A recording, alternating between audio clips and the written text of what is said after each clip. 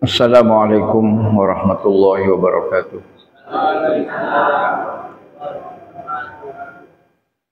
Innal hamdalillah nahmaduhu wa nasta'inuhu wa nastaghfiruh wa nastahdi wa natubu ilaih wa na'udzu billahi min syururi anfusina wa min sayyiati a'malina. May yahdihillahu fala mudhillalah wa may yudlil fala hadiyalah. Asyhadu an la ilaha illallah wa asyhadu anna Muhammadan abduhu wa rasuluh la nabiyya wa la rasula ba'dah. Arsalahu bil huda wa dinil haqq liyudhhirahu 'ala ad-dini kullih wa kafa billahi syahida. Allahumma shalli ala Muhammadin wa ala alihi wa sahbihi ajma'in. Qala Allah ta'ala fi kitabil karim, a'udzu billahi minasyaitonir rajim. Ya ayyuhalladzina amanu taqullaha haqqa tuqatih wa la tamutunna illa wa antum muslimun. Fa inna asdaqal hadits kitabullah wa khairal hadi Muhammadin sallallahu alaihi wasallam wa syarrul umuri muhdatsatuha wa kullu muhdatsatin bid'ah wa kullu bid'atin dhalalah amma ba'd. Bapak Ibu jamaah taklim Masjid Al-Mabrur yang dirahmati oleh Allah Subhanahu wa taala. Pertama dan utama, marilah kita memanjatkan puji syukur kehadirat Allah Subhanahu wa taala pada pagi yang sedikit mendung ini. Kita masih bisa diberikan kenikmatan-kenikmatan oleh Allah. Satu, nikmat hidup. Dua, nikmat sehat. Tiga, nikmat iman. Hidup sehingga kita bisa berjalan dari rumah ke sini.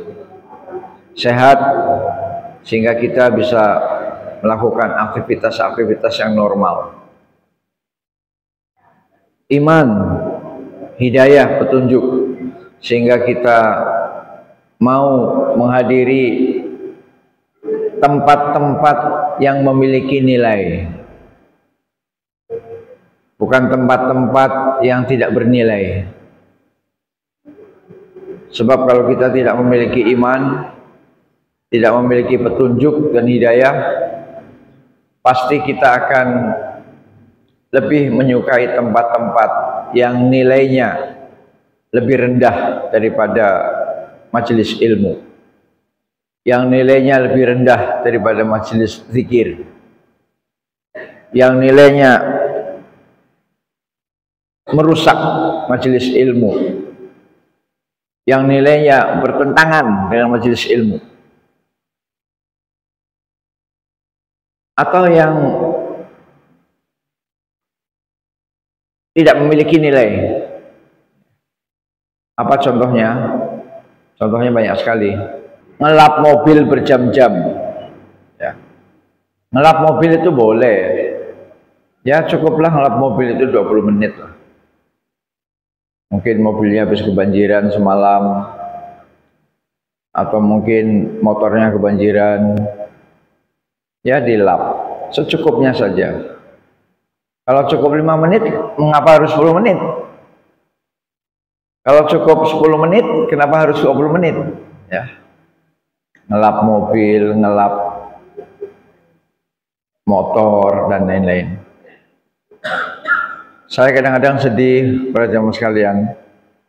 Ada di antara masyarakat kita yang muslim, maghrib pada umumnya selemah-lemahnya orang Islam, serendah-rendahnya iman orang Islam, itu pasti maghrib ke masjid, pasti. Serendah-rendahnya iman orang Islam itu maghrib kumpul di masjid, yakin saya. Tapi ini ada yang maghrib itu masih ngelap mobil, masih buka-buka kap mobil, ya. Bahkan sudah komat, jamaah sudah pada jalan itu ke masjid. Rasa risih dan malu nggak ada. Harusnya kan, malu dilihat orang-orang. Sudah komat kok, saya masih megang-megang mobil, masih ngelap-ngelap motor. Paling tidak rasa malu itu ada. Ya. Atau nyumput lah, nyumput. Pak Ludin lewat. Itu ya. Ini rasa malu udah hilang. Jadi seperti show ya, memamerkan ngelap mobil, ngelap motor. Komat, bukan azan, bukan. Udah komat. Berarti memang sebagian dari masyarakat kita ini memang parah sekali. Parah sekali. Dan itu maghrib. Maghrib itu hampir semua orang bisa kumpul. Kalau subuh mungkin masih tidur, Pak. Masih mimpi indah kalau subuh ya. Kalau zuhur masih makan di resto, masih apa? Isoma. Soalnya nanti jadi ima ya kan, isoma. Istirahat, sholat, makan. Nah, sholatnya belakangan, berarti ima kan, ima. Istirahat, makan. Lama itu ngobrolnya di kafe atau di apa namanya, di prasmanan. Biasanya ini yang seminar-seminar ya, seminar di kampus, di hotel, seminar di gedung-gedung mewah. Itu ya panitianya mengatakan isoma, istirahat, sholat, makan. Tapi dalam prakteknya apa? Ima, istirahat, makan, ngobrol. Sholatnya wis nantilah, nanti. Ya, nanti. Terakhir. Nah, para jemaah sekalian, memang untuk betul-betul punya greget sholat di awal waktu itu memang jarang. Mungkin ada yang pakai dalil begini, Ustadz kan ada hadis Nabi yang mengatakan apabila makanan sudah terhidang maka makan dulu, ya. Oke, itu benar hadisnya. Dan orang-orang yang mengikuti seminar itu biasanya dapat snack kok, coffee break ya, snack. Nah biasanya kalau sudah diganjel dengan coffee break atau snack, itu kan belum lapar-lapar banget lah ya, belum lapar-lapar banget. Ya, jadi mestinya sholat dulu lah, mestinya. Sholat dulu, setelah itu baru prasmanan dan lain-lain. Nah ini kondisi realitas kita seperti itu. Yang semalam kebanjiran, saya turut prihatin dan moga-moga itu menjadi penghapus dosa bagi kita semua. Ya, amin. Mungkin ada karpet yang rusak, mungkin ada tempat tidur yang rusak, ya jemurlah, jemur. Yang kasihan memang bukan hanya sekedar basah ya. Kalau sekedar basah dengan air murni hujan dari langit masih mending Mbak ya. Kalau hujan apa? Pak Ustadz kasurnya basah. Basah dari mana? Dari hujan dari langit. Itu masih mending Mbak, karena hujan dari langit itu airnya steril, bersih, suci. Nah ini yang kasihan itu terendam air banjir ya. Sedangkan air banjir itu campuran kan, campuran. Ada lumpur, ada sampah, ada macam-macam yang baunya tidak sedap, ya kan? Baunya tidak sedap dan mungkin mengandung kuman-kuman, Pak, mengandung bibit penyakit, ya. Nah itu termasuk bagian dari musibah dan saya mendoakan mudah-mudahan bapak-bapak yang kebanjiran diberikan kesabaran oleh Allah Subhanahu wa taala. Amin. Baik. Hari ini adalah nisfu Sya'ban ya. Hari ini adalah nisfu Sya'ban. Jadi pertengahan bulan Sya'ban. Nisfu itu artinya pertengahan ya. Separuh lah, separuh. Nisfu itu separuh. Sya'ban itu ya nama bulan. Jadi sudah masuk pertengahan bulan Sya'ban. Berarti berapa hari lagi kita saum? Kita puasa antara lebih kurang 15 hari lagi. Kalau menurut ketetapan Muhammadiyah, saum tanggal 11. Tanggal 11 berarti tinggal dihitung aja. Hari ini tanggal berapa hari ini? Hari ini tanggal berapa? 25 ya. 26, 27, 28, 29. 4 tambah 11. Pas 15, betul. Ya, karena ini hari ini tadi malam itu nisfu Sya'ban. Jadi hari ini tuh 15. Jadi kalau 15 hari lagi pas 4 sama 11. Jadi Muhammadiyah menetapkan tanggal 11 untuk awal Ramadan, kemudian untuk Idul Fitrinya 10 April. 10 April. Ya, kita kalau mau nunggu pemerintah, nunggu sidang isbat, ya, sidang isbat. Baik, karena saya sudah libur 3 bulan atau 3 bulan baru ketemu, maka saya akan menurut catatan saya, pengajian kita sampai kepada penimbangan amal. Nah, mungkin diantara bapak-bapak ada yang mencatat, ya. Kalau misalnya ada yang mau protes boleh, misalnya, Pak, kita sudah lewat jauh kok, bukan di situ. Ya, kalau catatan saya itu, ya. Jadi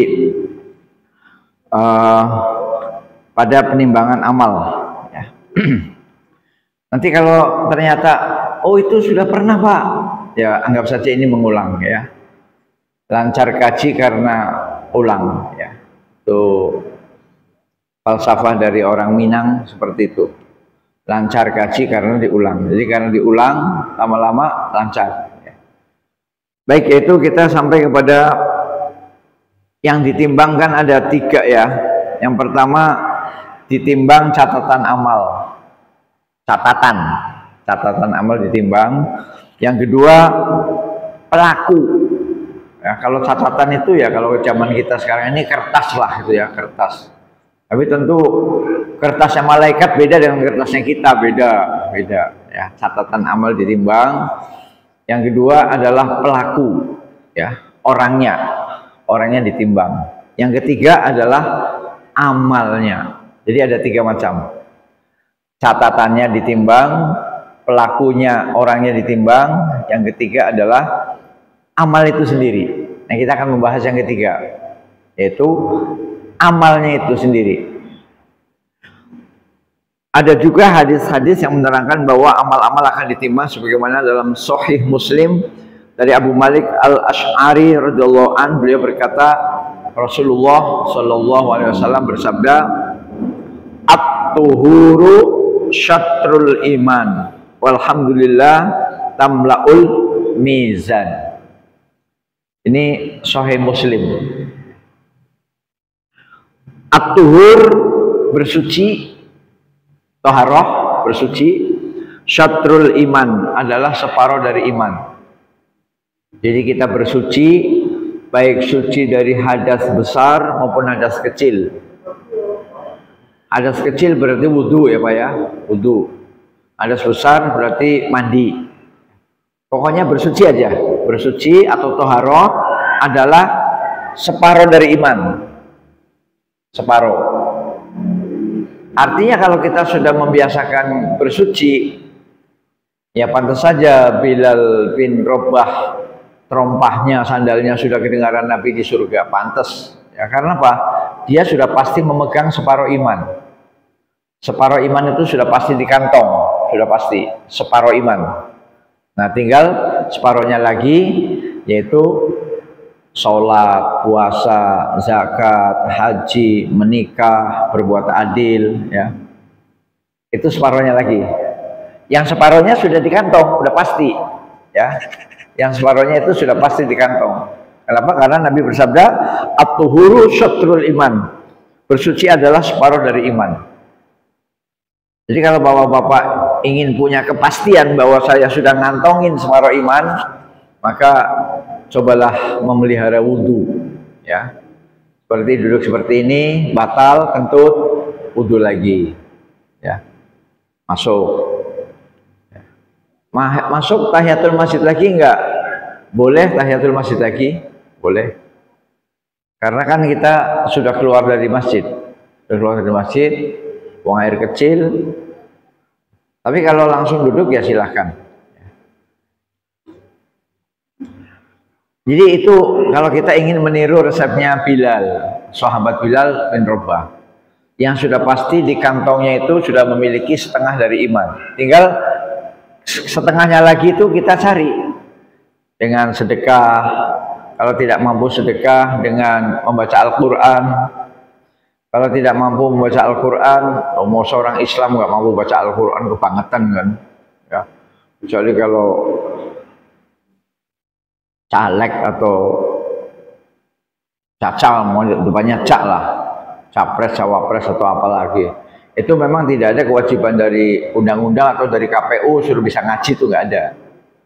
Syarat caleg bisa ngaji itu nggak ada kan? Syarat capres bisa ngaji nggak ada kan? Nggak ada. Syarat cawapres bisa ngaji itu kan nggak ada. Undang-undangnya ada nggak? Nah, kembali ke sini bahwa kalau kita ingin meniru sahabat Bilal, maka cobalah kita membiasakan untuk memelihara wudhu. Jadi wudhu batal, wudhu lagi, batal, wudhu lagi, batal, wudhu lagi. Mumpung kita hidup di daerah tropis yang banyak air, sedangkan di tanah suci yang gersang, yang padang pasir, itu pun air banyak, ya air banyak. Air laut Pak, air laut. Asin nggak? Nggak asin, nggak. Karena sudah disuling melalui proses penyulingan. Jadi air yang diminum di hotel-hotel di Mekah Madinah itu adalah air laut yang disuling melalui proses penyulingan. Ya tentu mesinnya, masya Allah, mesin penyulingannya besar lah. Dan itulah air yang di-drop di seluruh hotel-hotel, di-drop. Pakai truk lah ya. Pakai truk biasanya sudah berwujud galon, ya galon. Ataupun masuk ke tangki itu apa? Tower ya, masuk ke tower hotel. Kemudian nanti disalurkan untuk untuk mandi. Jadi para jamaah haji dan umroh yang mandi di hotel itu mandi air laut, ya. Nah kalau air zam-zam itu ada tulisannya khusus itu, biasanya hanya untuk minum. Biasanya ada tulisannya khusus zam-zam, itu zam-zam. Ya. Tapi kalau untuk kegiatan sehari-hari air laut. Ya kita di Indonesia insya Allah, ya walaupun beberapa tempat kekeringan, karena kadang-kadang kekeringan ini juga salah manusia, ya. Dan saya sudah berkali-kali mengatakan di beberapa tempat, terutama kesalahan orang kota. Ya. Orang kota itu kesalahannya adalah menghabiskan seluruh tanahnya dengan plester. Jadi semua tanah yang dimiliki di komplek, semuanya diplester dengan semen, ya.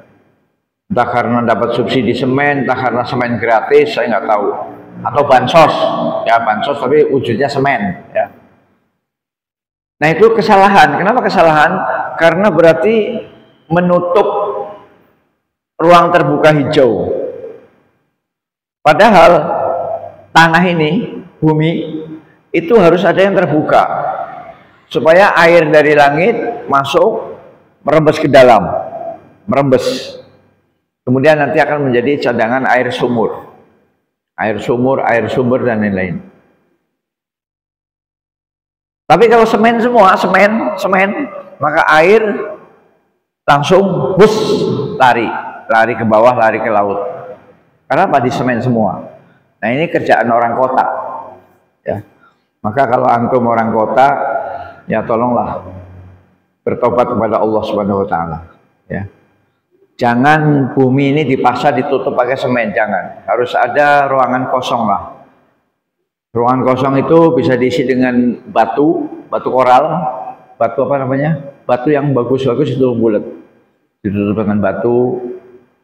Bisa juga dengan paving, tapi agak jarang-jarang paving, karena paving itu kan ada ruangan ya, ada ruangan kalau paving itu, ruangan untuk masuknya air ke bumi, ya. Jangan semuanya di aspal, di plester. Semua gang-gang kecil di aspal, di plester. Aduh, innalillahi wa inna ilaihi rajiun. Sehingga air hanya jatuh ke bumi langsung set hilang ke laut. Ya. Nah ini perlu ruang terbuka supaya hidup kita lebih nyaman. gali sumur baru setengah meter keluar air, kan seneng Pak. Gali sumur baru setengah meter keluar air. Sekarang kan menggali sumur harus berapa ratus meter kan, ya baru keluar air. Nah itu ya, jadi kalau kita ingin mewarisi Bilal bin Rabah, dan kalau kita ingin memastikan bahwa di kantong kita sudah ada setengah iman, maka pelihara wudhu ya. Dan biasanya orang yang wudhunya terpelihara biasanya terpancing apa? Terpancing untuk sholat. Habis wudhu, saya udah wudhu ini, sayang kalau nggak sholat. Dia sholat 2 rakaat, sholat syukrul wudhu ya, sholat 2 rakaat setelah wudhu. Kemudian yang kedua, walhamdulillah tamlaul mizan. Ucapan atau bacaan hamdalah, alhamdulillah, memenuhi timbangan. Ya. Antum mengucapkan alhamdulillah, itu timbangan itu penuh Pak. Ini yang bicara, yang bersabda Rasulullah Shallallahu Alaihi Wasallam, bukan saya yang berbicara. Ya, at-tuhuru syatrul iman, walhamdulillah tamlaul mizan. Bersuci adalah separuh dari iman, dan ucapan alhamdulillah itu memenuhi timbangan. Jadi nanti di hari kiamat, di akhirat, kalau antum biasa memuji Allah, biasa mengucapkan alhamdulillah, nanti timbangannya penuh. Ya. Dan antum heran, loh, saya jarang beramal kok timbangan amal kebaikannya penuh. Ternyata antum sering mengucapkan alhamdulillah. Pak Heri apa kabar? Alhamdulillah. Gimana masih kerja? Alhamdulillah. Rumahnya banjir nggak? Alhamdulillah. Di rumah ada beras nggak? Alhamdulillah. Keluarga sakit semua nggak? Alhamdulillah. Pokoknya alhamdulillah terus. Alhamdulillah terus. Oh, itu luar biasa. Itu manusia langka tuh, seperti itu. Manusia langka. Ditanya apa saja jawabnya alhamdulillah. Ya, nanti setelah itu baru diterangkan. Ya, nomor 1 alhamdulillah dulu dong, nomor 1.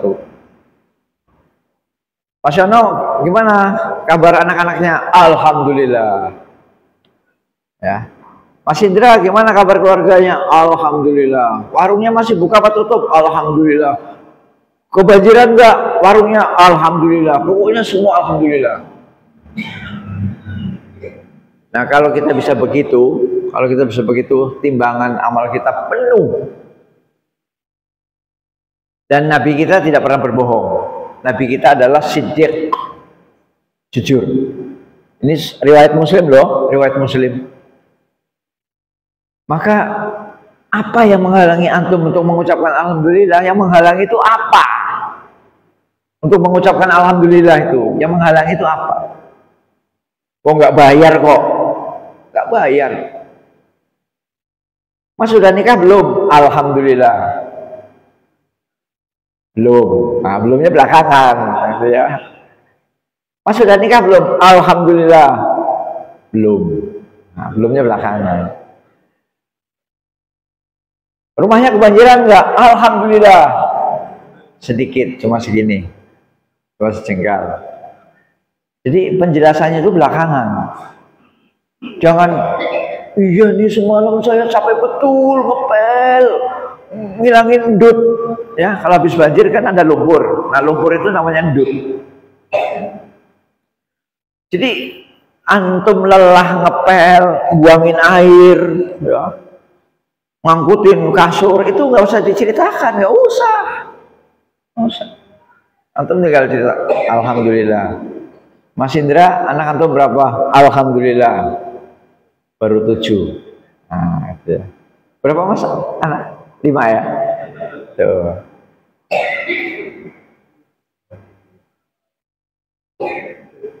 Anak antum sekolah di mana? Alhamdulillah, semuanya di pondok. Nah, kan gitu. Jadi, alhamdulillah itu nomor 1, Pak. Nah, saya mohon ya, saya mohon antum yang sudah ngaji lama dengan saya ya, jangan pelit mengucapkan alhamdulillah. Jangan pelit. Mas masih jadi satpam nggak di Al-Zahra? Alhamdulillah sudah keluar. Nah, sudah keluarnya itu belakangan. Jangan, oh saya keluar karena gajinya kecil. Jangan begitu. Itu mengeluh. Dan itu bukan karakter umat Muhammad Sallallahu Alaihi Wasallam. Bukan karakter umat Muhammad mengeluh. Ya. Dalam As-Sahihain Bukhari Muslim, Sahihain, dua sahih, ya, dua sahih. Dan ia adalah penutup kitab Sahih Al-Bukhari. Terdapat sabda Nabi Sallallahu Alaihi Wasallam. Ini sudah pernah saya sampaikan, gak apa-apa diulang, barangkali ada yang belum mengamalkan. Kalimatani khafifatani alal lisani saqilatani fil mizani habibatani ilar rahmani subhanallah bihamdihi subhanallahil azim. Ya, ini sudah sering saya sampaikan, tapi nggak tahu diamalkan apa enggak. Saya tahu dua kalimat yang ringan di lisan, dua kalimat yang ringan di lidah, dua kalimat yang ringan di lidah, ringan, nggak berat nggak. Kecuali kalau hafalkan surat Kahfi. Itu berat itu. Surat Kahfi berapa puluh ayat, Pak? Yasin aja 83 kan? Yasin itu 83. Kahfi berapa itu? 100 lebih kan? Ya. Itu berat. Ngafalin surat Kahfi, ngafalin surat Al-Baqarah, berat. Nah, insya Allah bagi santri enggak? Ya, di sini santrinya berapa orang, Mas? Santri 4. Saya doakan mudah-mudahan santri yang ada di sini dimudahkan Allah dalam belajar, ya, dalam menuntut ilmu, dalam menghafal. Anda para santri fokus belajar, Jangan mikirin HP, jangan. Kalau mikirin HP rusak, ya, rusak. Karena di HP itu luar biasa sangat liberal dan sangat vulgar, liberal dan vulgar. Jadi yang penting fokus belajar. Apakah tahfidz, apakah bahasa Arab, apakah akidah, apakah hadis, fokus belajar. Mudah-mudahan antum semua berempat yang jadi santri akan dimudahkan Allah dalam menuntut ilmu Allah, ya. Karena tidak semua orang itu bisa memperoleh ilmu Allah, Pak. Dalam ayat kursi, ya, dalam ayat kursi Al-Baqarah 255. Jelas sekali di sana. A'udzubillahi minasyaitonir rajim. Wa la yuhituna bi syai'in min 'ilmihi illa bima syaa. Artinya, dan mereka tidak mengetahui apa-apa dari ilmu Allah melainkan apa yang dikehendakinya. Ya, saya ulangi. Dan mereka tidak mengetahui apa-apa dari ilmu Allah. Jadi untuk mendapatkan ilmu Allah nggak mudah. Illa bima syaa, kecuali apa yang dikehendakinya. Jadi untuk bisa mendapatkan ilmu Allah harus ada kehendak Allah Subhanahu wa taala. Nah, mudah-mudahan antum berempat ini dikehendaki Allah untuk mendapatkan ilmu Allah, ya. Tidak mudah. Para jamaah sekalian, kita lanjut. Kalimatani khafifatani 'alal lisan. Dua kalimat yang ringan di lidah. Dua kalimat yang ringan di lidah, ringan. Saqilatani fil mizan, dan akan memberatkan timbangan, akan membuat timbangan amal kita berat, ya. akan membuat timbangan amal kita berat. Habibatani ilar rahman, dan dua kalimat itu dicintai, disukai oleh Allah. Dua kalimat itu dicintai, disukai oleh Ar-Rahman. Ar-Rahman itu siapa? Ar-Rahman itu Allah. Ya. Dua kalimat yang ringan di lisan. Biasanya Mas Indra menyediakan teh biasanya. Gak, ini nggak nyindir ya. Cuma mungkin lupa kali ya. Atau semalam habis kebanjiran jadi kepel ya.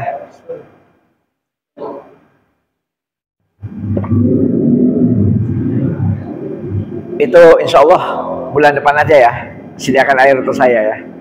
Tapi Ramadan ya bulan depan ya, Ramadan. Kalau Ramadan jangan Ramadan, jangan, nanti batal saya ya. Kembali ke sini, dua kalimat yang ringan di lisan, berat di dalam timbangan di hari kiamat, dan dicintai, disukai Allah, Apa itu dua kalimat itu? Subhanallah wa bihamdihi, subhanallahil azim.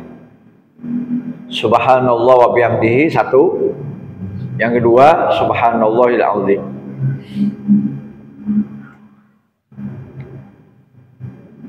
Bahkan kadang-kadang saya sempat mendengarkan pengajian Gus Baha itu begini, Pak. Nanti ada suatu masa, di suatu zaman nanti, orang itu kumpul itu pasti membuat dosa.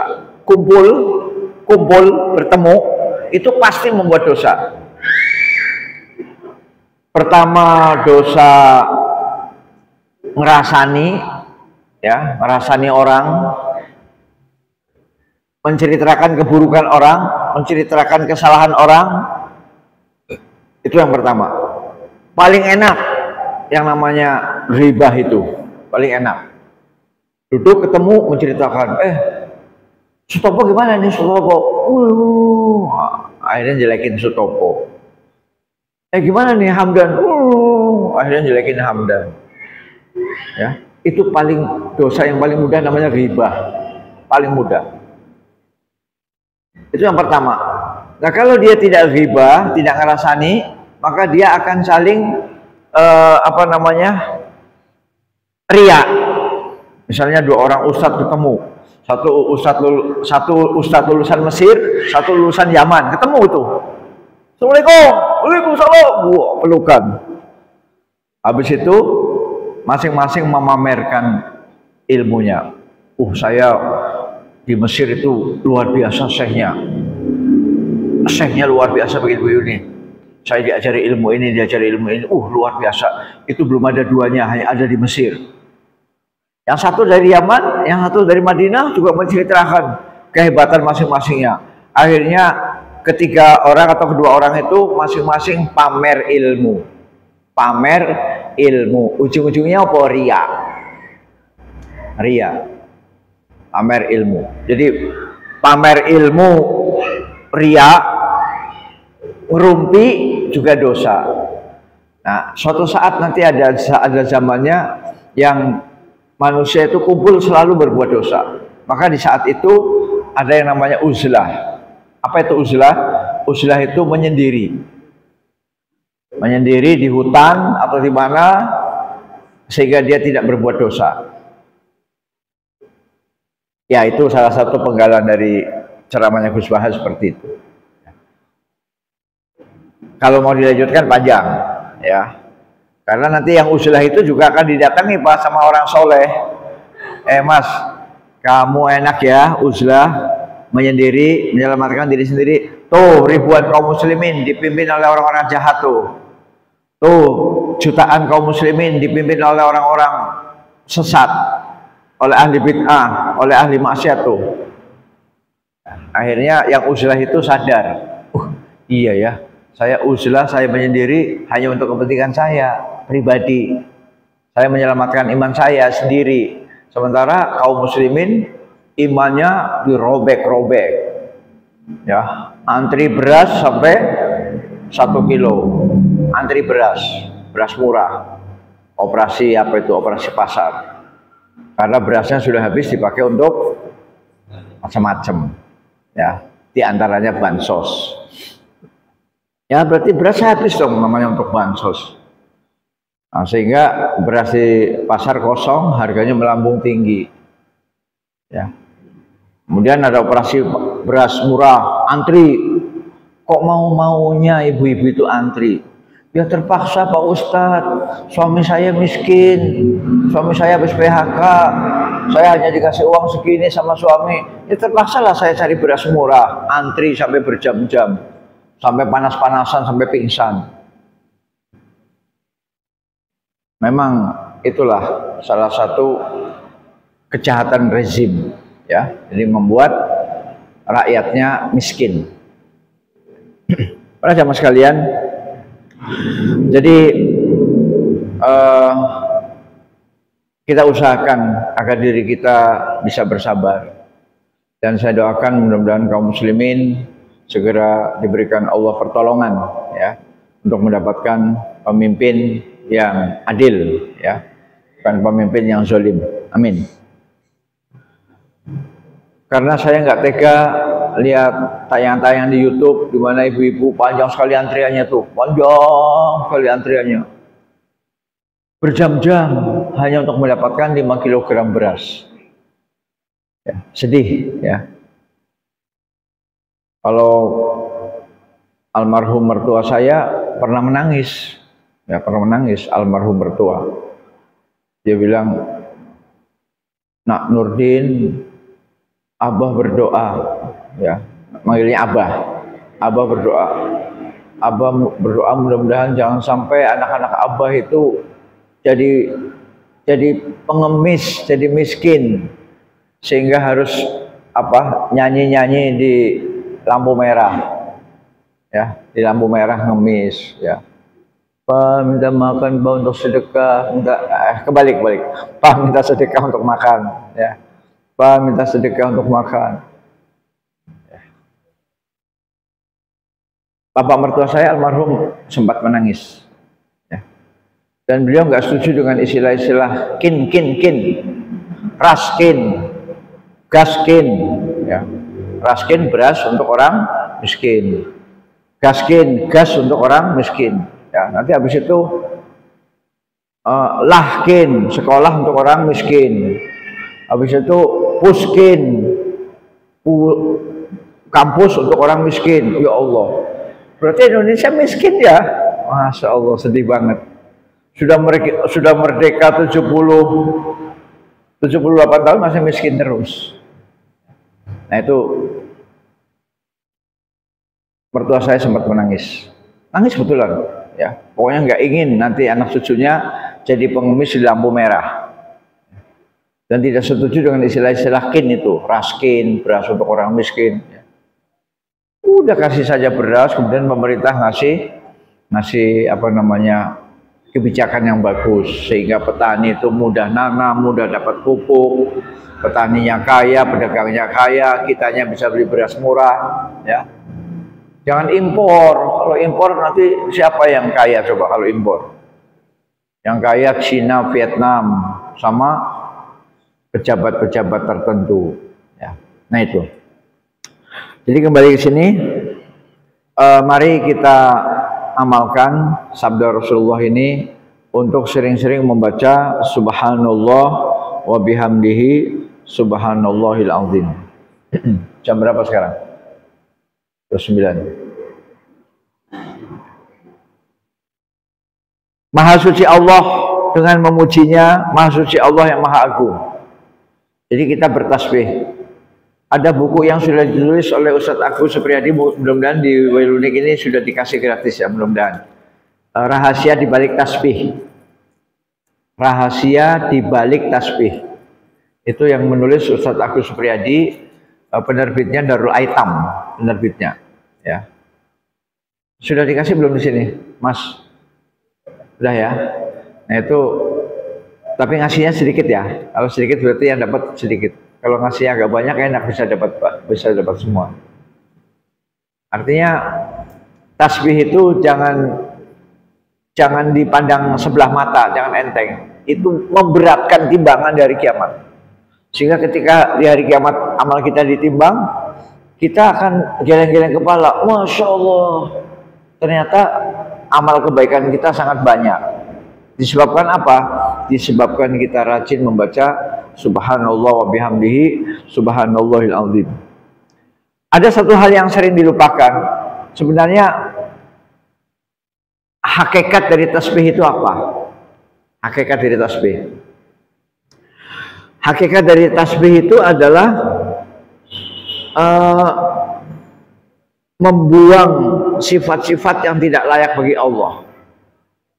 Jadi hakikat dari tasbih itu sama dengan kalimat la ilaha, ya, yaitu menafikan, habis menafikan kemudian menentukan, ya, habis membuang kemudian menetapkan. Misalnya gini, la ilaha, tidak ada Tuhan yang berhak disembah, tidak ada illallah, kecuali Allah. Jadi dihapus dulu semuanya, dihapus, ya, dihilangkan, dihapus. Setelah itu ditetapkan satu, illallah, ya. Jadi la ilaha itu namanya an-nafyu. An-nafyu itu menghilangkan, menghapus. La ilaha, tidak ada Tuhan yang berhak disembah, tidak ada illallah, kecuali Allah. Jadi semua dihapus dulu, dihapus. Matahari tidak berhak disembah, bulan tidak berhak disembah, malaikat tidak berhak disembah, nabi tidak berhak disembah, kiai tidak berhak disembah, presiden tidak berhak disembah, kemudian cewek, perempuan, seks tidak berhak disembah, Nyi Roro Kidul tidak berhak disembah, kemudian Siok tidak berhak disembah, kemudian apa itu yang Gemini, Taurus, Sagittarius itu apa itu? Itu juga tidak berhak disembah. Semua tidak berhak disembah, illallah, kecuali satu, Allah. Nah, tasbih itu hakikatnya seperti itu. Semua sifat yang buruk untuk Allah dibuang semua. Buang semua sifat yang buruk untuk Allah. Kenapa? Allah tidak punya sifat buruk. Allah tidak punya sifat jelek. Allah tidak punya sifat jahat. Allah tidak punya sifat yang lemah. Tidak punya. Subhanallah, maha suci Allah. Nah, kan? Makanya di dalam salah satu ayat disebutkan Subhanallahi amma yusyrikun. Subhanallahi amma yusyrikun. Maha suci Allah dari apa yang mereka persekutukan. Apa yang mereka persekutukan. Subhanallah amma yasifun. Subhanallah amma yasifun. Maha suci Allah dari apa yang mereka sifatkan. Mereka orang-orang Yahudi dan Nasrani, mereka orang-orang kafir memberikan sifat-sifat yang keliru kepada Allah. Mengatakan Allah itu pelit, itu subhanallah. Mengatakan Allah itu tuli, subhanallah. Mengatakan Allah itu buta, subhanallah. Mengatakan Allah itu lemah, subhanallah. Allah itu suci dari semua kelemahan-kelemahan itu. Itulah hakikat tasbih. Jadi hakikat kalimat tasbih itu adalah mensucikan Allah dari berbagai macam noda, mensucikan Allah dari berbagai macam cacat, mensucikan Allah dari berbagai macam kelemahan, keburukan, kemusyrikan. Jadi Allah disucikan, ya. Sekarang misalnya kita punya baju kotor, Pak, ya, baju putih nih, baju putih kotor, ya. Pak lagi ngapain? Saya lagi nyuci baju. Tentu kalau baju itu dicuci berarti baju itu ada apanya? Ada kotorannya. Kalau baju itu masih bagus di lemari atau baru beli dari butik, masa dicuci? Ya. Pak, lagi ngapain nyuci? Nyuci apa? Nyuci baju. Kan baju ini baru beli atau baru digosok dari itu apa? dari laundry atau dari penjahit ya, tailor. Baju baru selesai dijahit, udah digosok bagus, dicuci lagi. Nah, itu kan kurang kerjaan Pak ya, kurang kerjaan ya. Jadi kalau mencuci itu pasti ada sebabnya.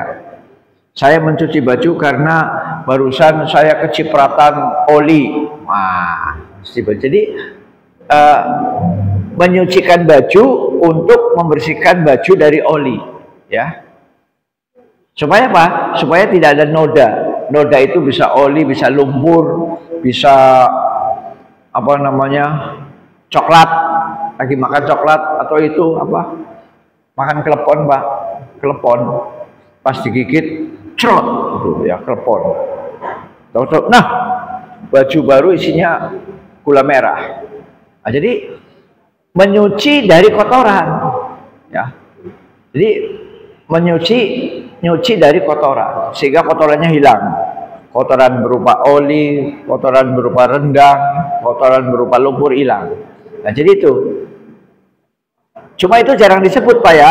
Jarang, misalnya Pak Yasin lagi ngapain? Saya lagi nyuci dari kotoran. Itu jarang. Pasti nyuci. Aja ya. Mas Indra lagi ngapain? Nyuci. Nah, sebenarnya ada kalimat yang kurang. Ya, tapi itu dimaklumi. Saya sedang nyuci dari kotoran rendang. Karena saya lagi makan rendang, tahu-tahu rendangnya jatuh. Blek. Waduh. Baju putih baru beli kena rendang. Ya. Jadi mestinya di situ kalimatnya masih panjang, Pak. Saya menyuci baju agar bersih dari kotoran lumpur, dari rendang, dari oli dan lain-lain. Nah, itulah hakikat daripada tasbih. Maha suci Allah. Suci dari apa? Suci dari noda. Allah tidak punya noda. Suci dari kelemahan. Allah tidak punya kelemahan. Suci dari cacat. Allah tidak punya cacat. Suci dari berbagai macam sifat-sifat yang tidak layak yang dimiliki oleh Allah. Itulah hakikat tasbih. Jadi ketika kita mengucapkan subhanallah, hendaklah kita menghayatinya seperti itu Pak. Subhanallah, berarti Allah suci. Suci dari apa? Suci dari noda, suci dari perlu teman, sekutu. Kalau Allah berteman, bersekutu, berarti Allah tidak kuat Pak. Tidak kuat, berarti Allah lemah. Ya. Orang yang menyekutukan Allah berarti menganggap bahwa Allah tidak mampu menyelesaikan persoalan kita. Maka perlu bantuan Tuhan selain Allah. Maka perlu bantuan Tuhan selain Allah. Berarti Tuhannya dua. Tuhannya dua, Tuhannya tiga, Tuhannya empat. Ya, kenapa? Kalau Allah sendiri nggak bisa menyelesaikan problem saya. Problem saya banyak. Nah, itu berarti dia menyekutukan Allah. Orang yang menyekutukan Allah itu sama dengan mengatakan bahwa Allah lemah. Orang yang menyekutukan Allah sama dengan menganggap bahwa Allah itu lemah. Pertanyaannya, betulkah Allah lemah? Tidak. Al-Jabbar, Al-Qawiyyu, Al-Aziz, Al-Qahar. Apa itu? Al-Jabbar, Al-Aziz, Al-Qawiyyu, Al-Qahar. Allah Maha Pemaksa, Allah Maha Kuat, Allah Maha Perkasa. Kuat, perkasa, pemaksa. Allah Maha Gagah. Al-Qahar, Al-Jabbar, Al-Qawiyyu, Al-Aziz, Al-Mutakabbir. Jadi jangan kita menganggap bahwa Allah itu lemah. Jadi sekali lagi para jemaah sekalian, kenapa di dalam ayat disebutkan subhanallah amma yusyrikun? Subhanallah amma yusyrikun. Maha suci Allah dari apa yang mereka persekutukan. Kenapa? Karena kalau orang menyekutukan Allah, berarti dia menganggap bahwa Allah itu nggak bisa menyelesaikan persoalan dia. Allah itu lemah. Allah itu lemah. Sehingga Allah perlu di backup. Allah perlu di backing, di backup. Atau Allah perlu teman. Allah perlu sekutu. Nah, jadi yang meyakini bahwa Allah perlu sekutu itu adalah sama dengan menganggap bahwa Allah itu lemah. Innalillahi wa inna ilaihi raji'un. Nah, itulah hakikat tasbih yang mungkin belum pernah saya sampaikan secara serius, ya. Jadi hakikat tasbih adalah kita mensucikan Allah, mensucikan nama Allah, mensucikan zat Allah, mensucikan perbuatan Allah dari kelemahan-kelemahan. Suci dari kelemahan, suci dari cacat, suci dari noda. Allah tidak lemah, Allah tidak cacat, Allah tidak ternoda. Allah betul-betul sempurna, sempurna, sempurna. Nah, mungkin hari ini itu saja yang perlu saya sampaikan.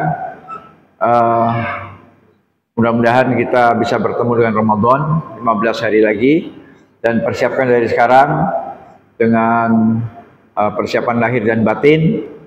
Persiapan batin mungkin bisa dengan kajian-kajian ilmu fikih Ramadan, yang itu mengulang tahun lalu Pak ya, mengulang tahun lalu fikih Ramadan. Kita semua sudah tahu kan manfaatnya sahur apa, manfaatnya berbuka apa, pahalanya memberi makan berbuka kepada orang puasa apa, kita semua sudah tahu. Tapi perlu refresh, perlu penyegaran ya untuk persiapan Ramadan ini. Kemudian yang fisik-fisik ya, kerja bakti, membersihkan karpet, membersihkan halaman. Barangkali ada rumput-rumput yang tinggi, alang-alang yang tinggi, ayo kita babat ya. Terus pasang lampu ya, jangan sampai ada bagian masjid yang gelap, mau ke toilet gelap ya, mau parkir motor gelap ya, harus terang semua, terang ya. Jadi lampunya disiapin yang bagus, karpetnya bersih, dan kalau bisa di sini yang belum ada satu ini, wangi, parfum ya, harus ada tuh parfum yang ya, insya Allah murah kok. Kalau ditekel oleh satu orang juga sanggup. Mas Indra saya kira sanggup untuk mentekel. Parfum saya, ya, Mas Indra atau Mas Heri atau siapa, supaya rumah Allah itu wangi Pak. Jangan sampai masuk rumah Allah sama dengan masuk gudang BW atau gudang semen, batu raja. Harus beda dong. Masuk masjid, ini masjid ya, pantes, masya Allah, wangi sekali. Serasa di mana? Serasa di Mekah dan Madinah, ya. Jadi masjidnya harus wangi Pak, harus wangi, ya. Dan saya saran untuk seluruh pemirsa, jangan sekali-kali nyemprot karpet dengan air, ya. Karena ingin penghematan, judulnya itu penghematan. Karena ingin penghematan, beli parfum yang mahal nggak ada uang, ingin penghematan, akhirnya pakai air, kemudian disemprotkan di tempat sujud itu. Nah itu nggak bagus ya. Walaupun sudah ada kiss spray, ya biasanya itu pakai kiss spray. Itu pas sujud itu saya mau muntah, itu ya, karena tempat sujudnya itu disemprotin pakai air. Dan air itu akan membuat jamur, ya, dan nanti akan membuat karpet itu bau apek. Ya, pas kiss spray-nya hilang, kiss spray-nya kan nanti menguap. Kiss spray-nya hilang, tinggal airnya saja. Airnya nanti lama-lama jamur dan bau apek. Jadi jangan sekali-kali nyemprot karpet dengan kiss spray, jangan. Itu biasanya di masjid-masjid kampus Pak. Karena kampus itu yang mengelola mahasiswa nggak punya uang, akhirnya masjidnya itu kadang-kadang ada 1-2 yang tempat sujudnya atau tempat pengimamannya itu bau apek, ya. Jadi saya jadi imam di masjid kampus, sujud, kok bau apek gitu, ya. Kenapa? Karena tidak memperhatikan masalah parfum. Orang Arab Saudi Pak, orang Arab Saudi menomorsatukan parfum. Parfum untuk Hajar Aswad khusus, parfum untuk Kiswah khusus, parfum untuk Hijri Ismail khusus, parfum untuk Raudhah khusus. Parfumnya macam-macam. Yang Raudhah beda, yang untuk Kiswah beda, yang untuk Hajar Aswad beda. Jadi nggak mahal insya Allah kalau digotong bareng-bareng ya, digotong bareng-bareng. Wabillahi taufiq wal hidayah. Assalamualaikum warahmatullahi wabarakatuh. Ada pertanyaan silakan, mungkin 1 atau 2 orang.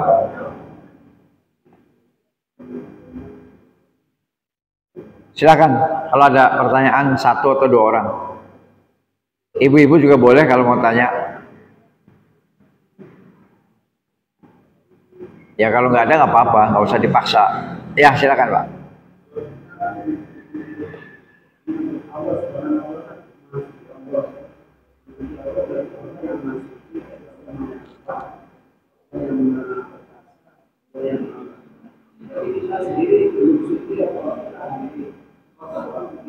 Kita. Oh ya. Alhamdulillahirrabbilalamin. Allahumma sholli ala Muhammadin wa ala alihi wa sahbihi ajma'in, amma ba'd. Yang jelas kita bertasbih itu adalah disyariatkan, ya, disyariatkan, ya, diperintahkan. Apa ayatnya? Ayatnya banyak sekali. Di antaranya adalah Sabbihisma rabbikal a'la. Itu perintah itu. Sabbihisma rabbikal a'la. Persucikan nama Tuhanmu yang maha tinggi. Ya. Jadi kita diperintahkan untuk mensucikan nama Tuhan. Nama Tuhan. Ya, nama Allah. Yang Allah itu maha tinggi. Ya. Sabbihisma rabbikal a'la.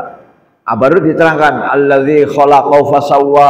Allah itu yang menciptakan kamu, menciptakan alam semesta, kemudian menyempurnakan ciptaannya. Ciptaan Allah jadi sempurna. Walladzi qaddara fahada. Allah yang memberikan kadar, ya, takdir, qadar, ukuran. Qaddara fahada. Kemudian Allah memberikan petunjuk, ya, memberikan petunjuk. Mau selamat, ini jalannya. Mau celaka, ini jalannya. Mau surga, ini jalannya. Mau neraka, ini jalannya. Allah memberikan petunjuk. Mau tenang hati, ini jalannya. Mau sakinah, ini jalannya. Mau kemerungsung, mau galau, kemerungsung, ini jalannya. Jadi Allah memberikan hidayah. Jadi bertasbih itu adalah perintah, Pak. Perintah. Jadi ketika kita mengatakan Subhanallah, ya kita langsung mengatakan bahwa Allah itu suci dan sempurna, dan yang kotor adalah kita. Kita kotor, ya, kita kotor, kita banyak dosa, kita banyak melakukan kezaliman. Maka tepatlah apa yang diucapkan oleh Nabi Yunus. Nabi Yunus di dalam perut ikan, ya. La ilaha illa anta subhanak inni kuntu minadh dhalimin. La ilaha illa anta subhanak inni kuntu minadh dhalimin. Tidak ada Tuhan yang berhak disembah kecuali Engkau ya Allah. Maha suci Engkau ya Allah. Engkau yang suci. Inni kuntu minadh dhalimin. Saya ya Allah yang zalim. Saya ya Allah yang salah. Saya ya Allah yang lalai. Saya ya Allah yang keliru. Yang keliru saya ya Allah, yang zalim saya ya Allah. Engkau tidak, Engkau suci. Nah, begitu Pak. Nah itu doa Nabi Yunus alaihissalam. Nabi Yunus gak minta, ya Allah keluarkan saya dari perut ikan, gak minta. Gak minta. Tapi dengan tasbih itu Nabi Yunus kemudian dikeluarkan dari perut ikan, terdampar di pantai. Ya bukan pantai Welunik, bukan. Akhirnya selamat. Jadi pertanyaannya, apakah di situ Nabi Yunus ada permintaan? Ya Allah keluarkan saya dari perut ikan. Nggak ada permintaan. Nabi Yunus hanya tasbih. La ilaha illa anta subhanak inni kuntu minadh dhalimin. La ilaha illa anta subhanak inni kuntu minadh dhalimin. La ilaha illa anta subhanak inni kuntu minadh dhalimin. Ya. La ilaha illa anta itu adalah tahlil. Tahlil itu Pak. Ya, tahlil. La ilaha illa anta. Subhanak itu tasbih. Ya. Jadi pertama tahlil, yang kedua tasbih. Yang ketiga inni kuntu minadh dhalimin. Pengakuan, Pak. Pengakuan bahwa kita salah, pengakuan bahwa kita dosa, pengakuan bahwa kita kotor. Itu yang dilakukan oleh Nabi Yunus. Inni kuntu minadh dhalimin. Saya yang salah ya Allah. Saya yang zalim ya Allah. Gitu Pak ya. Jelas. Ada lagi? Satu lagi? Kalau tidak ada, ya silakan. Oh iya. Amalan nisfu Sya'ban yang kami ketahui bahwa untuk amalan-amalan yang sifatnya khusus itu kami belum menemukan hadis yang sahih, ya. Maka kalau kita mau beramal, beramallah yang umum saja. Umum apa? Ngaji, perbanyak ngaji. Sedekah, perbanyak sedekah. Kemudian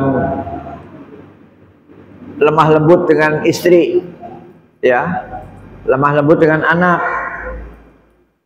sedekah pada anak yatim, ya. Jadi amalan-amalannya itu umum. Mau baca Yasin silakan baca Yasin, silakan. Yang penting tidak usah ditentukan harus 3 kali, harus 5 kali, harus 7 kali. Yang penting nggak ditentukan itu, silakan. Mau Yasin, yang mau tahlil, yang mau apa namanya sedekah. Jadi yang khusus tidak ada, ya. Tapi secara umum saja kita perbanyak amal soleh, ya.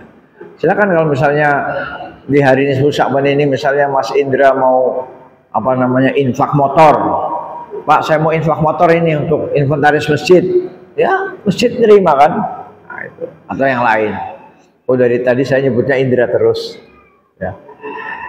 Oke gitu ya Mas. Jadi yang khusus tidak ada yang sahih, tetapi yang umum silahkan, bebas.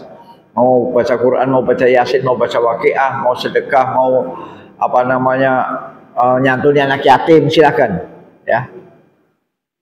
Dan nisfu Sya'ban ini dimana amal-amal kita naik ke langit, ya. Amal-amal kita naik ke langit setahun sekali, ya, setahun sekali. Amal-amal kita naik ke langit. Nah itu jadi kita berharap ketika amal kita naik ke langit itu kita dalam keadaan beramal soleh, ya. Jangan amal kita naik ke langit kita lagi korupsi, ya. Kita lagi menzolimi orang, kita lagi menipu orang, jangan, ya. Sehingga ketika amal kita naik ke langit, maka Allah melihat amal kita, oh bagus, ya. Ya. Boleh nggak kalau kita bahwa malaikat-malaikat itu membantu tidak boleh lah, Allah nggak punya pembantu, nggak boleh. Jadi jawabannya tidak boleh.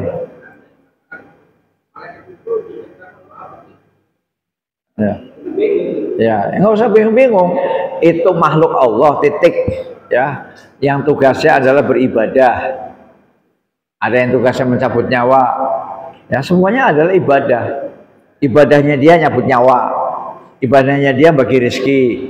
Ibadahnya dia mengunjungi majelis ilmu. Ada malaikat yang khusus mengunjungi majelis ilmu, ada.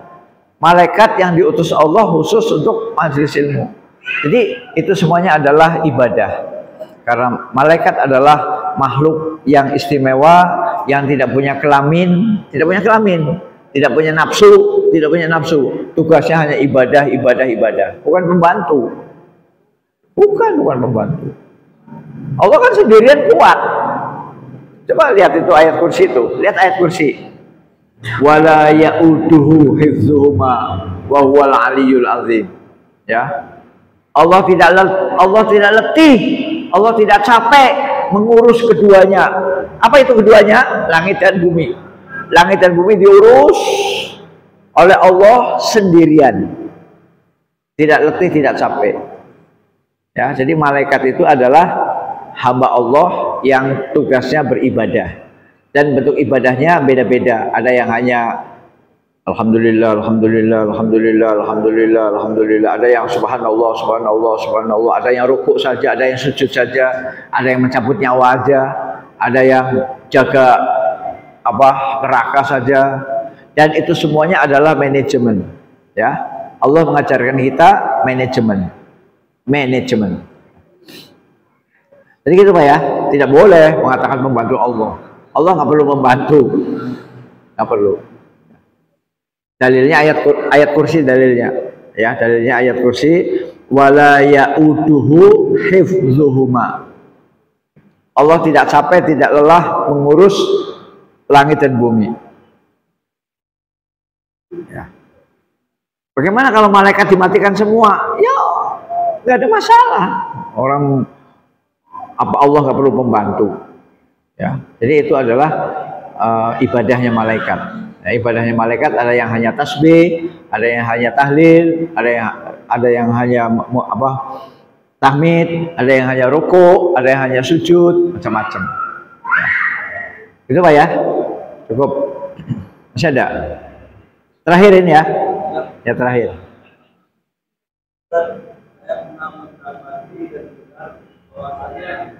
Amal harian itu ada syukur kepada Allah Subhanahu. Iya.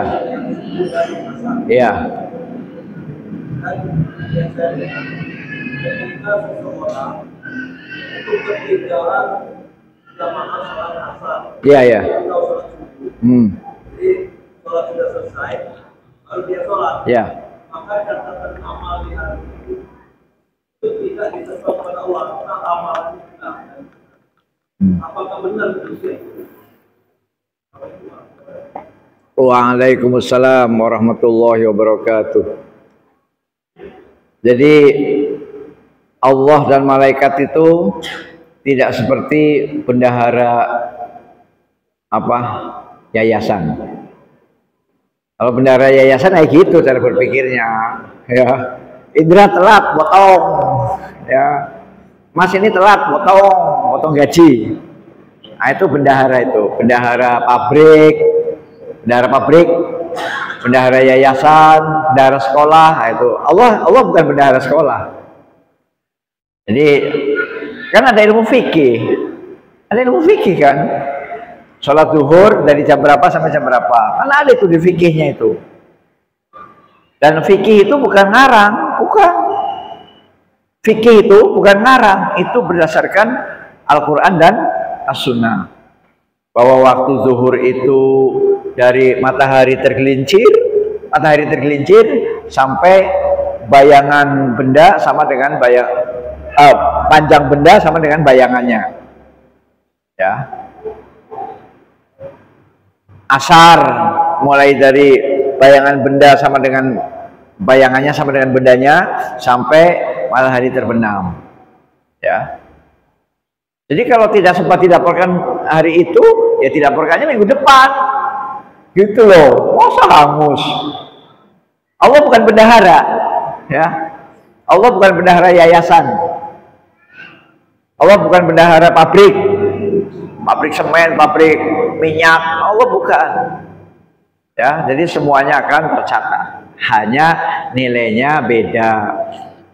Yang sholat awal waktu di masjid apa sama dengan yang sholat di rumah nilainya? Nggak sama dong, nggak sama. Ya, nilainya beda.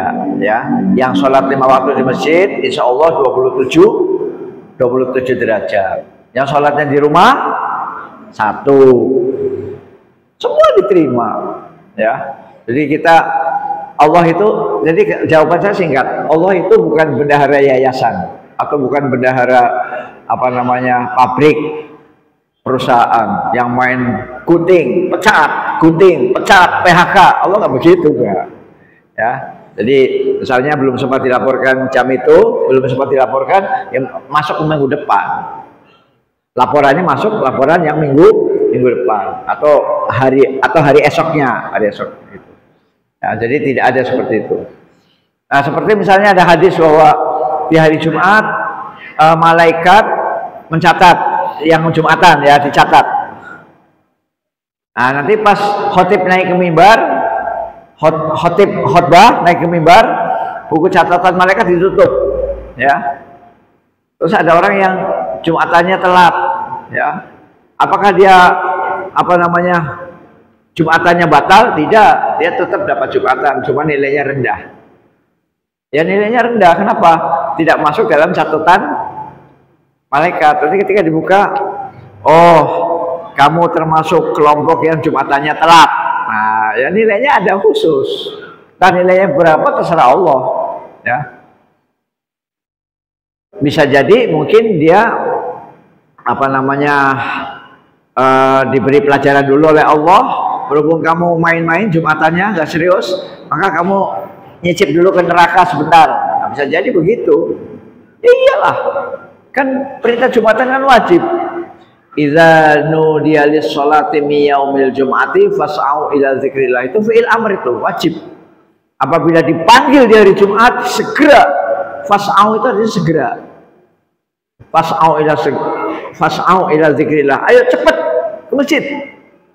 Jangan sudah azan masih ngurus kuliner, ngurus rumah makan, ngurus warung, ngurus bikin laporan, ngajar, seminar. Jangan. Tinggal semua. Kantor, kampus, pasar, tinggal. Fas'au ila dzikrillah. Nah, kalau ternyata masih ngurus segala macam kan, buku catatan malaikat ditutup kan, ditutup. Jadi nama kita tidak terekam dalam buku catatan malaikat. Nah, itu mungkin nanti akan ada ya sedikit sedikit hukuman ya. Gitu Mas ya. Jadi tidak seperti yang kita bayangkan tuh hangus, enggak. Saya kira cukup ya untuk hari ini. Mudah-mudahan Allah memberikan taufik dan hidayah. Wabillahi taufiq wal hidayah. Assalamualaikum warahmatullahi wabarakatuh.